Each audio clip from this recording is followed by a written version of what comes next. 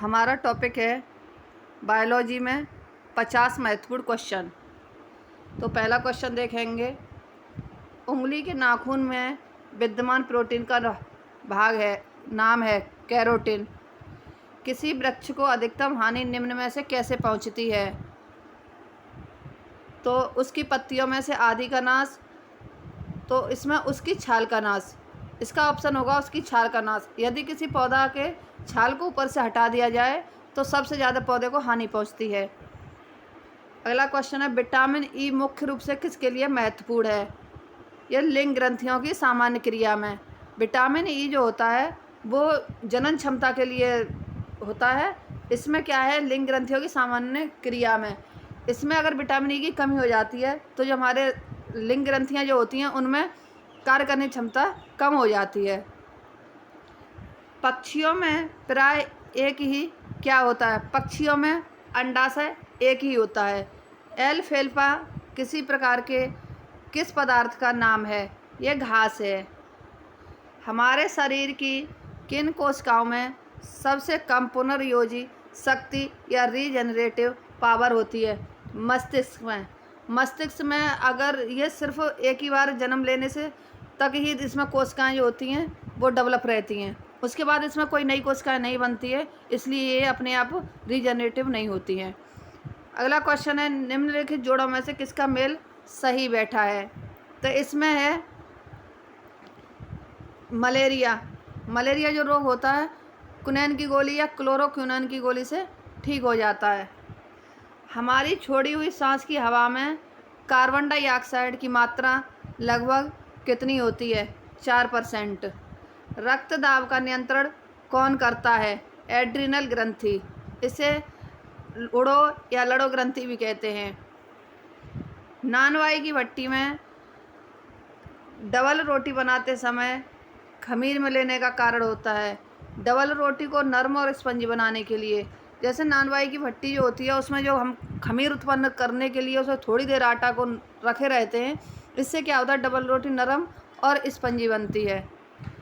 गति प्रेरक निम्न में से किससे संबंधित है? हृदय से। गति प्रेरक को हम पेसमेकर भी कहते हैं। रक्त के थक्के जमने का कारण है थ्रोम्बेन। सबसे बड़ा उड़ने में असमर्थ पक्षी जो तेज गति से दौड़ सकता है? शुतुरमुर्ग। कान की कितनी हड्डियां होती हैं? 6। 2 कान होते हैं, एक कान में 3 और दूसरे कान में 3, 3 और 3 ऐसे 6 हो जाती हैं। चूहों के विष का रासायनिक नाम है जिंक फॉस्फाइड। किसी सब्जी से प्राप्त न हो सकने वाला विटामिन है डी। विटामिन डी किसी सब्जी में नहीं पाया जाता। निम्नलिखित में से कौन सी एक ग्रंथि नहीं है? जठर, आमाशय। रुधिर वर्ग बी वाला व्यक्ति निरापद कौन से रुधिर वर्गों के व्यक्तियों को रक्तदान दे सकता है?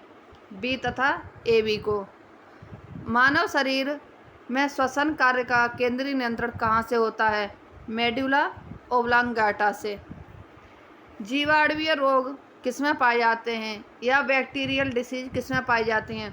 पौधे, पशु, मानव, सभी में पाई जाती है। स्कर्वी रोग किस अंग में होता है? स्कर्वी रोग दांतों में होता है। सबसे तेजी से बढ़ने वाला पौधा कौन सा है? यूकेलिप्टस। इसे सिकोया भी कहते हैं। बिना बीज के फलों को विकसित करने की विधि क्लोनीकरण कहलाती है। जैसे केला है, अंगूर है, गन्ना है, इनमें बीज की ज़रूरत नहीं पड़ती है। पौधे के कुछ भाग को काटकर दूसरी जगह लगाने से पौधा विकसित होने लगता है। इसे हम क्लोनीकरण कहते हैं। समुद्री शैवाल में क्या होता है? आयोडीन। जब कोई बाहरी पदार्थ मानव रुधिर प्रणाली में प्रविष्ट होता है तो प्रतिक्रिया कौन प्रारंभ करता है? श्वेत रुधिर कणिकाएं। एथलीट फुट रोग का क्या कारण है? कवक। मानव जाति वनस्पति विज्ञान की वह शाखा है जिसका अध्ययन क्षेत्र है फसलों के पौधे। सपाट अस्थियां पाई जाती हैं खोपड़ी में। निम्नलिखित में से कौन सी बीमारी प्रोटोजोआ द्वारा पैदा होती है? मलेरिया। निम्नलिखित में से कौन सी विटामिन है? राइबोफ्लेविन। कौन सा अम्ल आमाशय रस में रहता है? हाइड्रोक्लोरिक अम्ल, इसे हम HCl भी कहते हैं। निम्नलिखित में से नियत तापी प्राणी कौन सा है? चमगादड़। निम्नलिखित में से कौन सा पदार्थ मानव शरीर में सबसे अधिक कठोर होता है? दंत बल्क या एनेमल? पौधे में जाइलम ऊतक निम्नलिखित में से किस पदार्थ का संवहन करता है? पानी। प्रकाश संश्लेषण के दौरान निर्मुक्त गैस होती है? ऑक्सीजन। गाजर निम्नलिखित में से किस विटामिन का स्रोत है? Vitamin A. सेलुलोज निम्नलिखित में से किसका मुख्य घटक है? कोशिका भित्ति। किसी रोगी की जैविक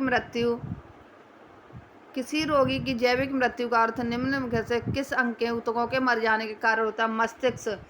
जैविक मृत्यु मतलब जैसे अगर किसी की मृत्यु तब पता चलती है जैसे अगर उसका मस्तिष्क कार्य करना बंद कर देता है या मस्तिष्क के ऊतक मर जाते हैं तो उसकी मृत्यु हो जाती है।